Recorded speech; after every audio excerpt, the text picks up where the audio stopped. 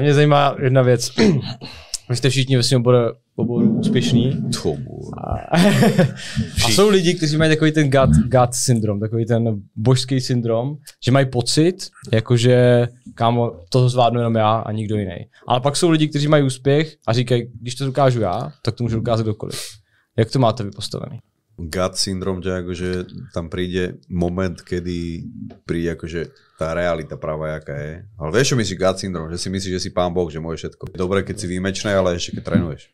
Keď sa stretnú netalent a talent, a netalent má tvrdú prácu a talent má tvrdú prácu, no, tak ten, co má talent, bude vždycky ďalej, jak ten, vieš, takže tvrdá práce a výnimečnosť. To nedokázal každý, to co ty třeba. Jasně, ale jakože, víš, jak to myslím, že můžeš říct, hele kámo, dokázal jsem to já, prostě třeba ty, jako dokázal jsem to já jako kluk, vole, který neměl nic z dětského domova, může to dokázat každý. Ale málo a nebo to... Ne, ešte ti poviem, že... Proč to sleduje mladý nějaký 12-15 letý kluk? Však a prečo nie je ďalší Michael Jackson, kámo? Lebo to robil od 5 rokov, nemal ani ženu, ani deti, teda mali, alebo ani neviem, či to boli jeho, ale kot extrémne obetoval všetko v každej dobe tej hudbe, tancu, tomu performance, že to by sa musel narodiť zase niekto taký prepnutý od malička.